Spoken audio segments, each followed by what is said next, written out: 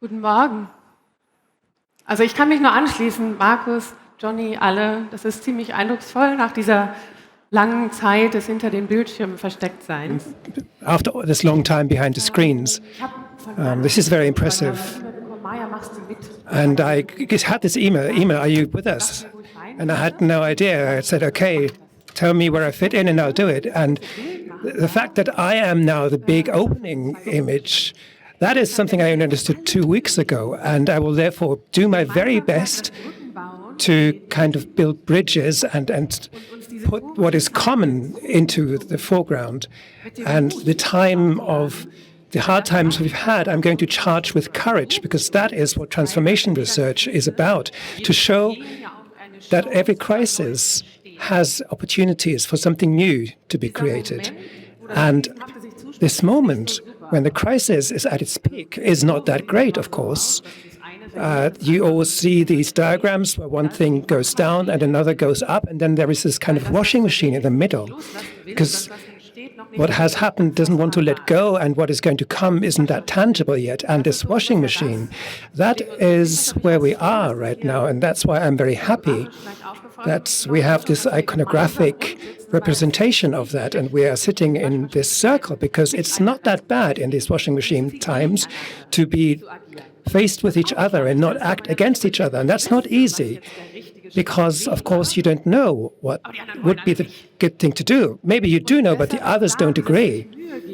And to strive for that and find the common ground and the next step, that is what I like to think about with you today. I have 3 large blocks I'm bringing. And just to give you context, it is crunch time now. The idea that we can use the solutions of yesteryear and just continue them with a bit more effort, a bit more digital technology, that's not going to work out. And to bring that to the fore at a time where times are turning, the idea that the old hammer can be used because everything's a nail, in the vain hope that something will come out of that, something different than what brought us into the crisis. Well, I think the rebate on petrol prices is a very good sign of that kind of failing strategy.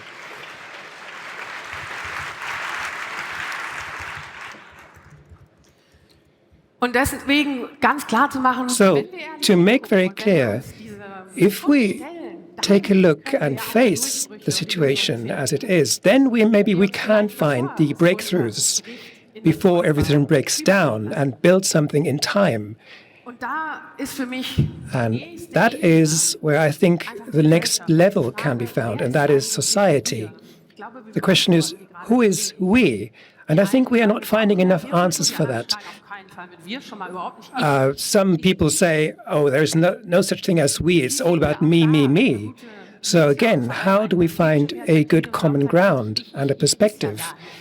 And how can we make people see that me, me, me isn't really on? We all may want to drive a Porsche, but someone else has to build it, and the resources have to come from somewhere far away. So me, me, me is something that many people have written on their shoulders, but they're on the shoulders of many others who are not within the German borders. And to make that clear is a very important search that we all have to do, to find how do we actually bridge the social gap and get people together. Where do I belong? Where is my we? Where do I take responsibility and enter into this social contract? Surely not if I simply take the money that I have and use it to pay tax advisors to avoid contributing to the whole, to infrastructure, education, security, and the investments that maybe make a sustainable energy supply possible.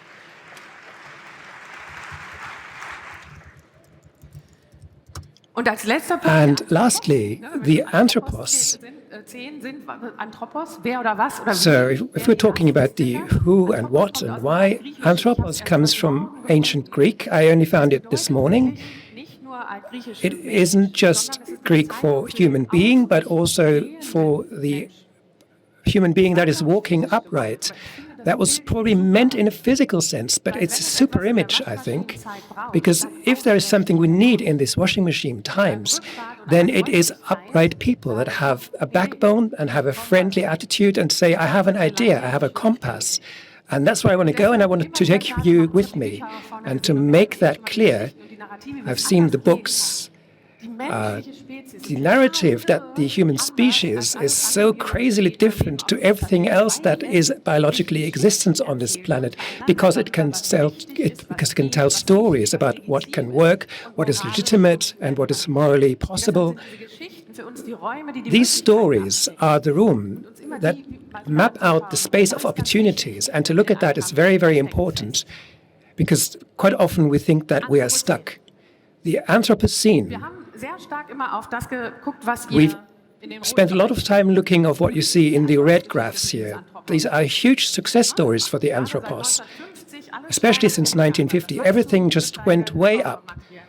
Huge increases in material supply. We have health care, much increased, much improved. We have infrastructure, etc., etc. So our longevity has grown. We have become more people, fewer people have died, so that is actually positive. If there wasn't the flip side, because all this has to come from somewhere, and that is the other curve that we would like to ignore, that we have ignored, which we should turn around, because what we have inherited with this planet, because Mother Earth, of course, is a fascinating bioreactor that can actually reproduce most things if we don't disturb it too much. And for tens of thousands of years in the Holocene, that is what happened for us to create the conditions under which Anthropos was able to have this huge success.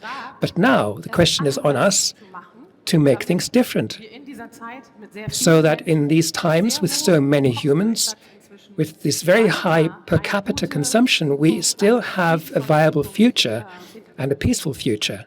It's always quite difficult to relate current affairs to things that you've been working on for a long time and use this as a reference. But warfare is always about securing territories, resources, and access to things. And not just energy supply, but also grain, wheat, as we see in this conflict, is a very clear weapon that is being used in this conflict. So, quite clearly, we have to finally let go of this strange narrative that the environment, nature, is something green, soft, ecological, and separate from us. We are nature, with all the advantages and the limitations that that entails. And this nature, to treat this nature well is, of course, the most obvious sensible thing, economically sensible, a good compass in a time of huge stress. And, of course, science has then gone ahead and asked, what are trends that we should perhaps rein in to achieve security, stability, and a peaceful space for all? We have biodiversity issues. We are kind of missing out on those. Then we have water use, land use, and we have something such as new units, which was very relevant, shown to be very relevant this year.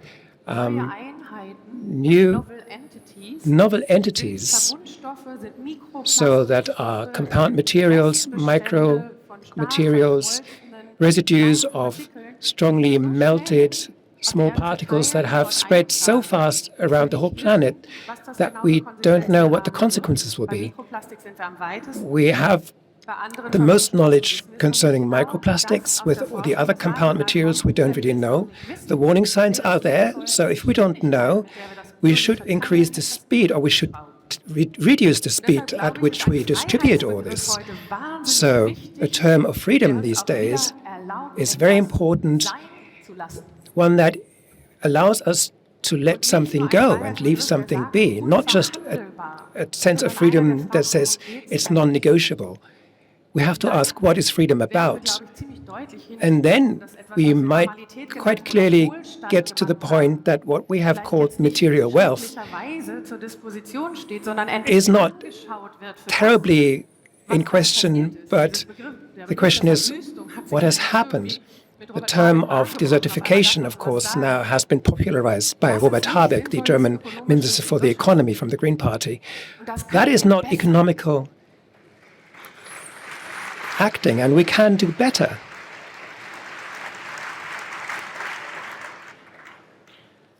Und genau deshalb ist in dem Moment, wo ich that etwas is begrenze, why, nämlich die at the Vermüllung, moment when I limit diesen something, Innovationsimpuls, which is und auch da im littering, Diskurs, die Geschichten von it Verzicht, opens huge Verbot, opportunities. And again, we have this whole sagen, wir wollen Qualität sichern. Und die motto Standard of derjenigen erhöhen, die schon längst prohibition. sich die Mühe geben, jeden Schritt It's actually voranzugehen. opening up new Und opportunities den Status quo und die Privilegien der Besitzstandswahrung for those abwenden müssen. that always have to work against the privileges and the status quo. Freedom through prohibition, that is indeed a kind of thinking that you should be dealing with. And then we can discuss what these prohibitions will enable us to do. I'm so glad that women are now allowed to vote, that in this country it is legal to have rape within a marriage. These are prohibitions that have opened up a lot of new freedoms. Und das heißt nicht Mikromanagement. And that is not micromanagement about what every individual can do every day. That's not what we're talking about, and that's why this discourse is so absurd. But if we say a flotilla of cars cannot emit this amount of CO2, and let's not start by suddenly relating CO2 to weight and increase car weights in order to have the very same emissions again, that is just... That is simply fraud. We're deluding ourselves. At least, if I am to take seriously that I want to reach the goals that I say I want to reach. And that is the upright anthropos. If I cannot reach the goals, let's not pretend that I want to. Let's be honest then. That's a kind of freedom as well. But not just simply pretend and kind of have backdoors, and we as the free citizens then are responsible to control the production side and make them responsible for treating us in a way that achieves peace. A transformation would be for that to happen all around, not that we would have to spend all day controlling all these minute deviations from the norm. That is not freedom. That is denial of responsibility on the side of those that have all the levers.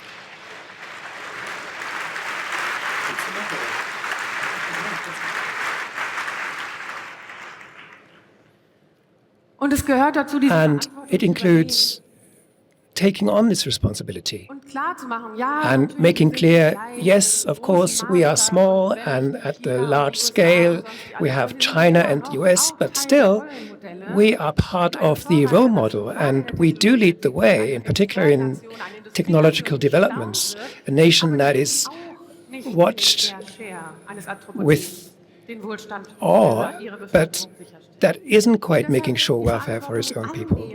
So to take on that responsibility and say, yes, we are going to go forward, and of course we have to cooperate internationally and see where can we reduce CO2 the most, but not just to make change only happen there then and offset things. That's kind of like throwing things away. Displacing what I'm doing and just displacing it to somewhere else.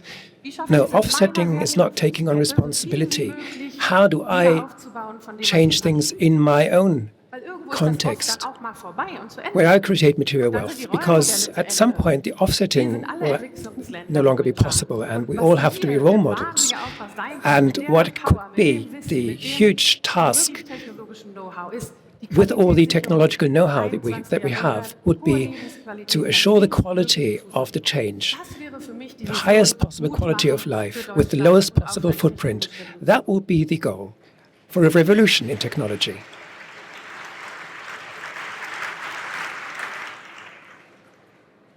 Und sowas ist dann immer zwischendurch so ein bisschen verstörend. And these kind of things are kind of disturbing then. Ich meine, kann ja sein, dass einige nicht dran glauben. It could be that some people simply don't believe that we'll make it and then prepare for the desertified future. But this kind of staging of this SUV here, that's kind of strange, because these are not the kinds that would ever be in city traffic. That is this image that is projected, and that is so untrue. So we do notice that there is something wrong with the storytelling here. And we can do better. And I do receive these emails from engineers, from the car industry. But as long as the profit margins are much higher with vehicles like this, and if the incentives are much better because the neighbor has this, why should I be the first one to do without? Then we have this kind of last chance purchase. I'll order the SUV before maybe it will be outlawed. You could do that, but you don't have to. Again, there is the responsibility of the individual that's at stake. And if you just talk with people in a friendly way and tell them why this is not an impressive kind of car, maybe you can open up an interesting conversation. That has been my experience, at least. So what is the underlying need? What is this anthropos searching for? And that's why encounters are so important. I will be coming back to that. So what I find very, very important is that next to the environment, we face the social issue, because there is a huge potential here to form new alliances and see what the bridges could be between the being that we are and the nature supposedly outside. And that is what kind of gives us the rhythm and tells us what speed we have to take to develop. And that is the ability to regenerate. And if the people that every day look after these two generations that officially are not productive, which is the smallest and the oldest in our society, and if they then burn out so badly because they cannot regenerate, then something is fundamentally wrong. And that is the analogy of the way we treat nature, and to the way that it will treat us eventually. And the answer then can only be to keep on working more and more and produce more and more of things that people maybe don't really need, but to ask, what is quality of life for us and wealth? In the UK, the 4-day week is now seriously being debated, and questions are asked what this means for the environment.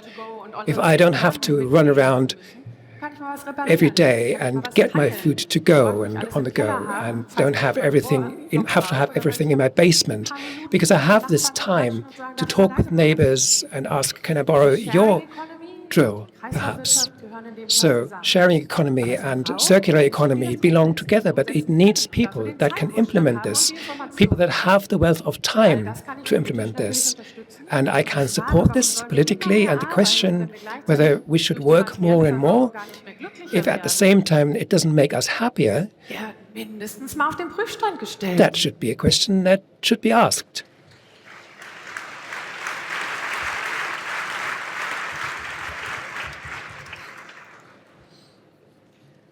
And that gets me to the question, the issue of the rhythm, because we've been hearing so many answers, all these recommendations, more technology, more automatization, more productivity, because the industrialized nations haven't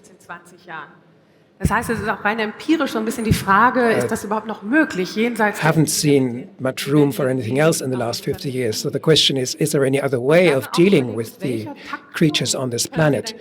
And which kind of rhythm is a good one to take us through the day? This whole debate about human downgrading that I've looked at, that's something where we could look at towards the US and see what we maybe do not want, where we do not want to go, and what could be the technological applications and communications that we could use. Digital rights as a keyword here, but also digital health as a keyword, things that strengthen the social bonds rather than helping out where we simply can't cope anymore. And that is nothing to do with resilience. It's just about a coping strategy, what we see, where people just try to get along, still function within the system, but that doesn't develop the strength that we need to say, let's change the system so that we can all coexist better in life.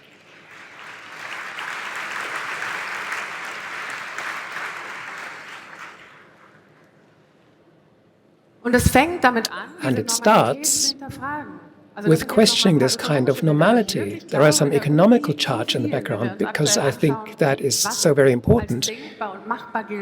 If you want to see what is seen as thinkable, possible, and what isn't, and some people have started doing the calculations, including all these social and environmental costs that, for example, food production comes with. So we have 10 million revenue, but 12 million of additional cost, health cost. Zwar Kalorien, die ausreichen, aber primär auf Zucker oder Fastfood aufbauen. It was trillion, not million. So local communities that seem to be working just for the world market in the hands of maybe 4 to 5 large corporations that can do all the distribution. These are not market structures anymore. They are highly unequal. And that has an effect on the resilience of local communities. And there finally we have a moment where we can talk about this and say that the globalization that many of us have dreamed of has simply gone too far. So resilience has to be thought about in a systemic way. And we may have to wonder what kind of change of value creation we should revise. And if we do without meat, why do we still export so much meat? Just to keep the meat industry going in Germany, while we say it should stop?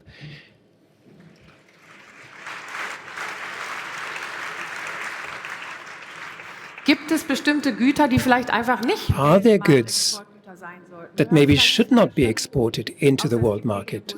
Could meat be one of those, apart from perhaps places where it doesn't exist? So things that are produced and not immediately put into some kind of storage. And some very clear messages now. We hear so much about investments, private investments having to be mobilized and stuff. It's very, very important to distinguish investment from extraction.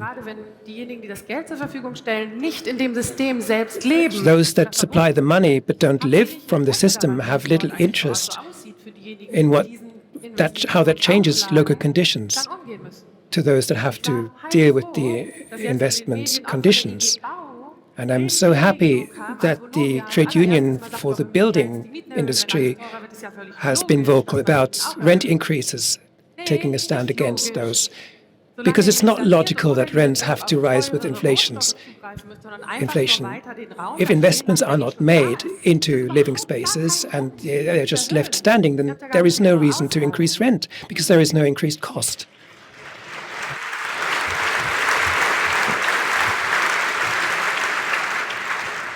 Because the costs of usage are distributed to us anyway, and then go into the question, what are the inventions that we want?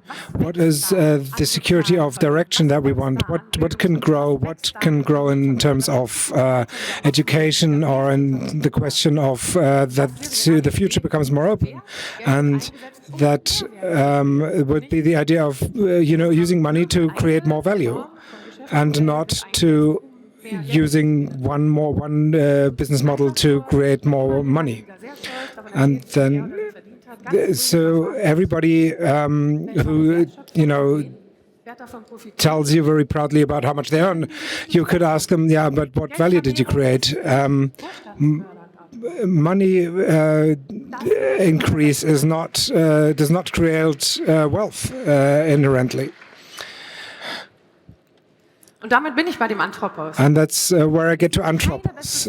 There's no better time than the washing machine to ask the big questions, because the routines are disrupted to think in a way that we have to think about anyway what is possible and what not, and then we've got to ask ourselves what it's about and what do we need an answer for. And for me, this is the formula that we can subsumize this. The limits of growth from the Club of Rome, I've taken this. It's being discussed right now. What is never done, it's never done to calculate the gross domestic product. There's nothing like in there. But what it did, we said, is we've got different trends to use resources and create, for example, food and with a growing population, and we will get to the point where we get to these limits, and then we will have to use more and more resources to get to the rest of these resources. And the efforts of extraction will become so big that it will become unfeasible to do this. And then it's so important for me, the thing in the middle, that is satisfaction. This is the question that we, the part of Anthropos that we're never giving enough attention. Of course, we are evolutionarily programmed to build this, to distribute our gene pool and everything. But we also have the cultural part, and we are able to notice that we are not in this situation anymore. And we are allowed to ask ourselves, what are our needs, where do they come from, and which needs can we satisfy that are not destroying the planet. And that's what we need to ask about today. The question is, we've so many new actors, so many, for example, the health care jobs during the pandemic. So when we say, when we want to protect the lives of people, then we can't limit the living space of animals. See that this belongs together. See that we have a common orientation, talking about planetary health. There are, architects thinking about our living spaces. How would we do this aesthetically? How would it be nice to live in the future? This is the deal. The Green New Deal had so many good ideas. We have a circle of resources. We have really good ideas. The way of increasing the quality, for example, and then extracting those things that can satisfy as many needs as possible, and instead of optimizing towards who can pay more. The usage of agricultural spaces, or our general land use. We are not allowed to just use we can think about one element like photovoltaics or something. We can think about agrophotovoltaics, where we can plant plants underneath the solar panels that will give shade to the plants that were to the ground, where also the water would be saved. So if you think about other things, you get to other solutions, and you've got to just cooperate differently. And that's why we have to keep saying the message from social sciences, climate excellence, it's possible, socially, technologically, we can solve the big questions, but will society do it? Can we escape from the silo structures of my area of responsibility and yours, my business model? I'm not going to go away from that. And do multi-solving. How can we, this is from UNEP, but we can use the EU level as well. How can we use resources for circular economy? So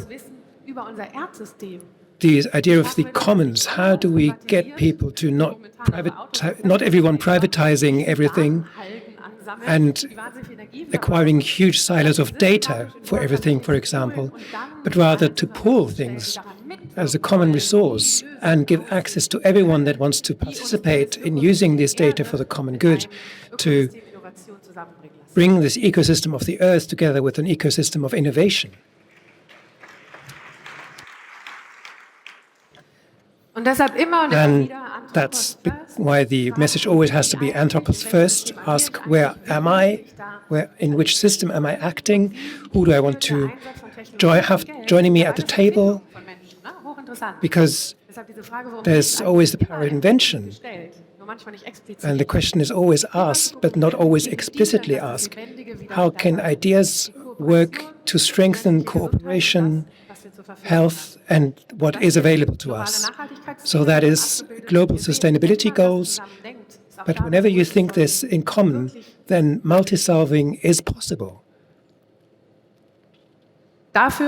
And for that, it's the business models that are very decisive when it's about whether we can invent or something. Startups. The financial incentives. There are so many ways to make things easier. There are people that say, we're going to measure it differently, and we can then show businesses much better how they can support this social and ecological growth. This is my last slide here. This red line in the middle there, that is about the washing machine position, where we have to let go of something to let the other grow.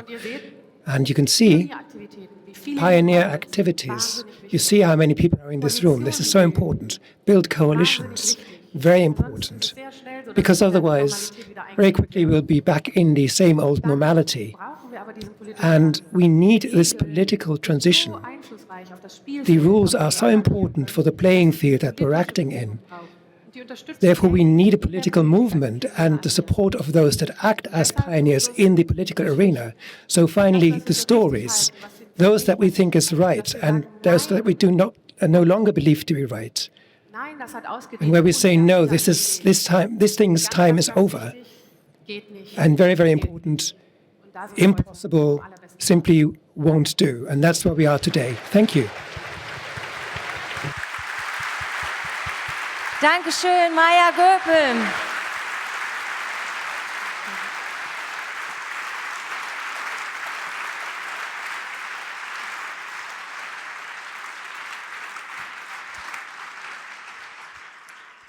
Vielen Dank, Maja, für diesen wunderbaren Eröffnungsvortrag. Thank you, Maja, for this wonderful opening talk. And luckily, I have the opportunity now to have a dialogue with you. I haven't had any questions. Maybe all of you are so impressed by your wonderful way of introducing these things, but do send me questions if you want to ask Maja a question. So I would start where you stopped, Maja. That is the question, how do we get there and look into the future? But maybe one question at first, as you started talking about the responsibility of the individual and the displacement of responsibility, the thought came to my mind, well, sometimes I do believe that we've been waiting so long for industry to act that we only solve problems at the individual level. We need things to work on the individual level too, like the changing of traffic, for example.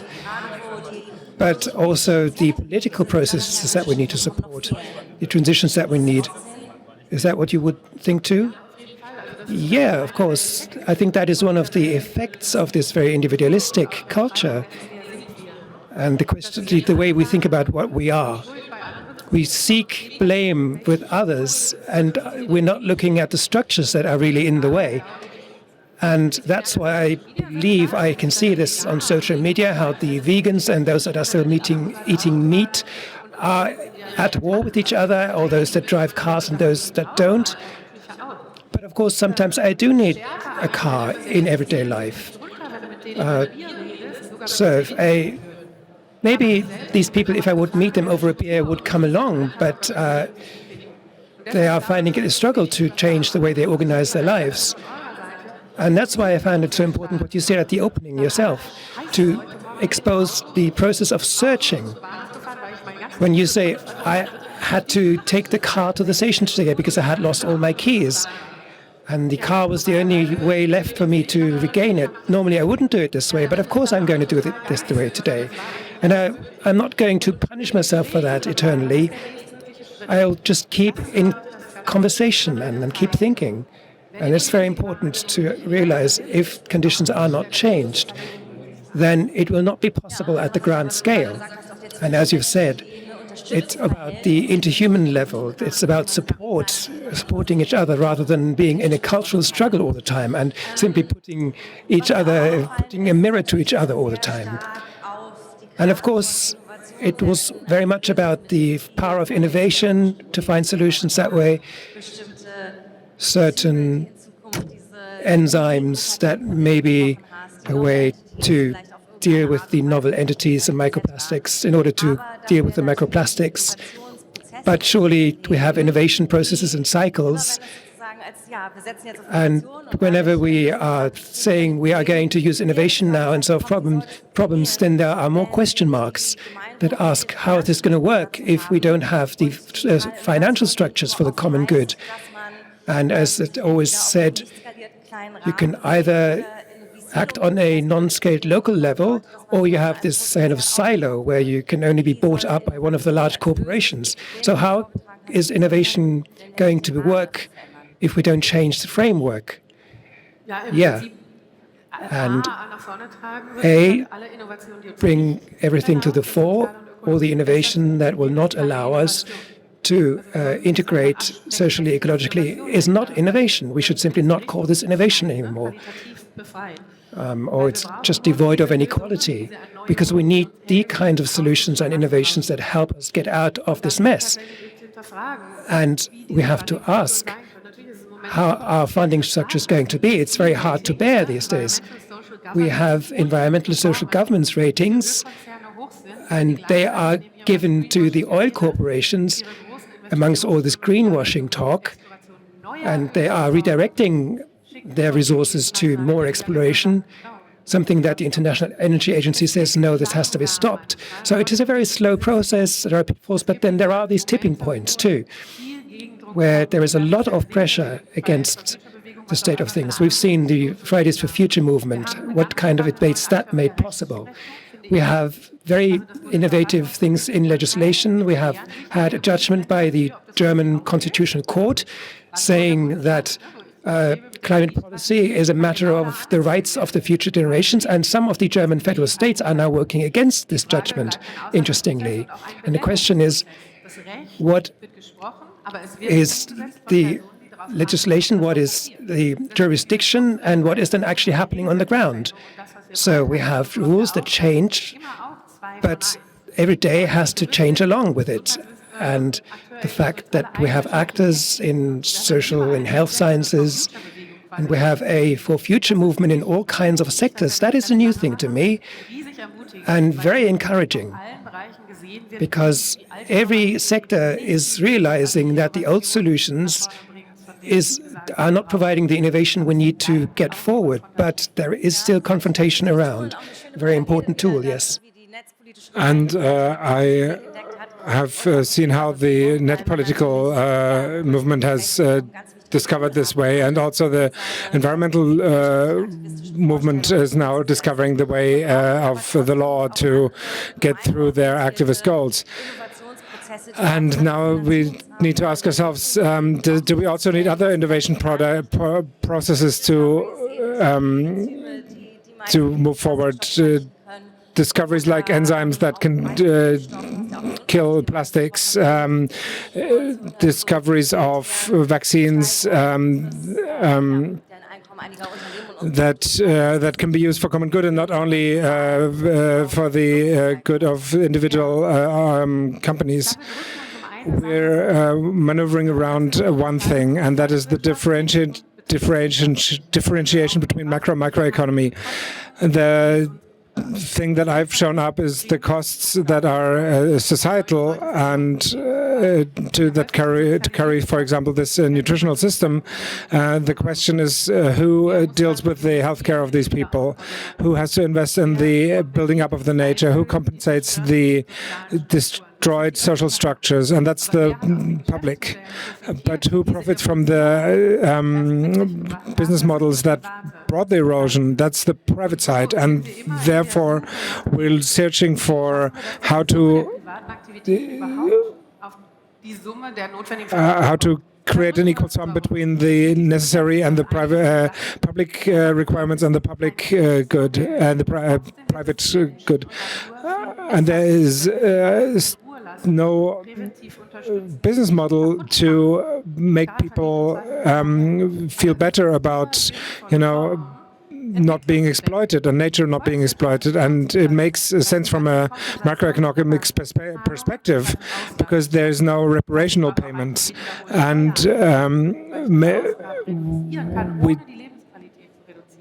because we don't need, we might destroy certain business models, but we won't, we can benefit as a society. We've got to ask ourselves in which jobs do we need the best people, and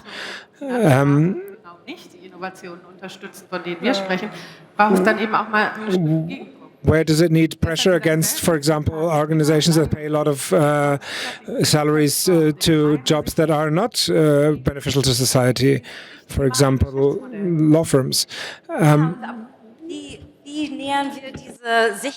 And how do we approach these kinds of views and avoid a rhetoric that is just about material wealth and effective economical acting?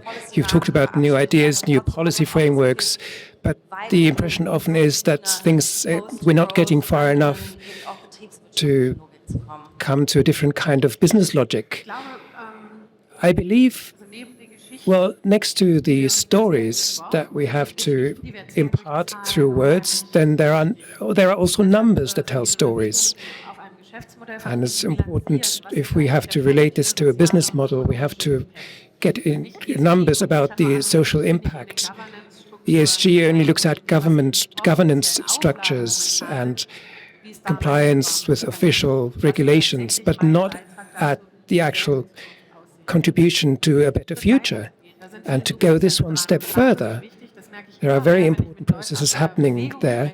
And it's very important, if I speak to people from the movement, that say, if economy would help us to get this noted in balance sheets so that we don't have to justify what we talk about in vague words, by saying we do things we always do, but then we're also green and social. If we had the numbers to support this kind of thinking, and that would kind of move the burden of proof to those that want to create a better future. We have to turn things around in terms of who has to justify what they're doing.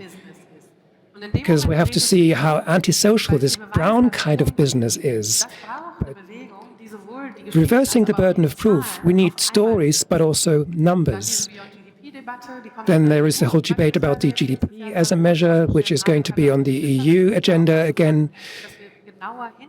We have to look closer what this kind of increase of wealth entails and comes with. I've had so many questions now. I'm going to try and put in 2 or 3 of those, although I would like to so much more about decentralized production and things like that. But a nice question from the audience came in too. So, to what extent is it possible to create these structures independent of current movements, or does it always need a kind of window of opportunity through a crisis? Every step in this direction, of course, is a preparation for approaching a tipping point. We've seen the pioneer activities in the graph, those that create new knowledge, and those that are trying this are kind of creating the ground on which a new movement, a new solution can take off. And to put things into question that has been established knowledge only works if people start doing it. And where it starts and where the window is, the thing that simply is the one drop too much, we don't know, but every contribution is important. Because if the other contributions weren't there, we wouldn't reach the tipping point. So don't despair if it doesn't work out right now, or if it's being, if there are abstractions introduced.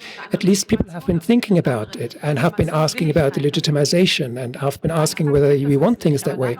Whether it will tip, we don't know, but then we're all in. Another question from the audience: how important is it to wichtige Klimaschutzmaßnahmen zu finden. to find important climate protection measures at the social tipping points. And what percentage does it need, in your view? There are studies that say 10 to 20%. Well, the studies are there, yes. But the question always is, what are the contexts that these studies have used, and what is the social and legal framework that they're rooted in? And I think we're actually quite far ahead in Germany, particularly because we've seen the consequences. The energy sector is, of course, a very good field to look at because we can replace the fuel in the tank. But it doesn't mean that the whole DNA did not contain something like that either, because if we respect something else, which is the government is quite doing,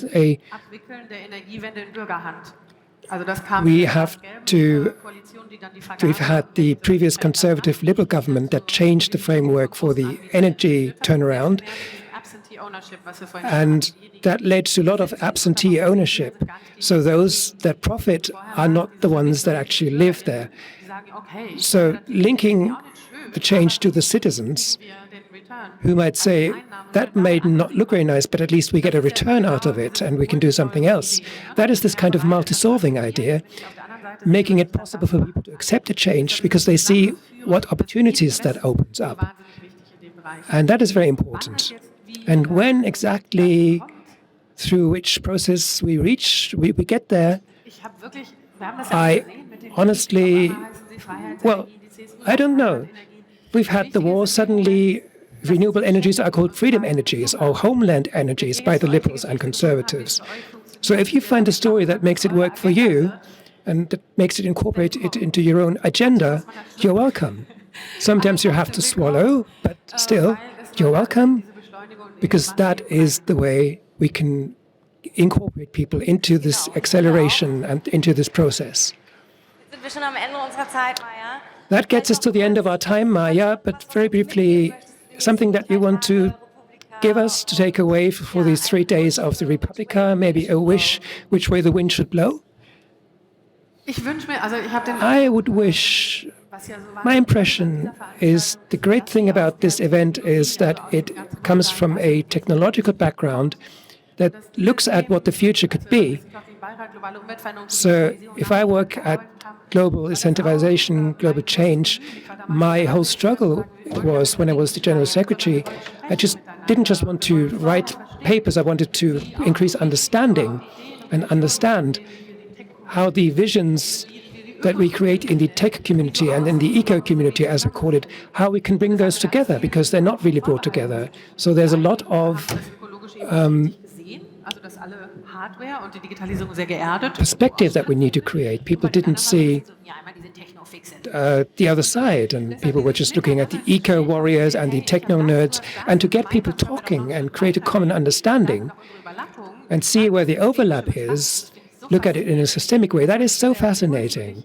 So the impulse is that you are a voice that is being heard in a very different way regarding innovation and progress. Different voice to the kind of eco-warriors that hug trees. So we need to build this kind of bridge. And wherever your homeland might be, your home ground, we have to bridge this gap and get the technological and the environmental issues together. Thank you so much, Maja. Again, another huge applause for you, please. And yes, let's use these days and use the privileges that we've had, as Johnny said in the introduction, to put our voices together and make them stronger. Thank you so much for being with us and being our keynote speaker, Maja. Thank you.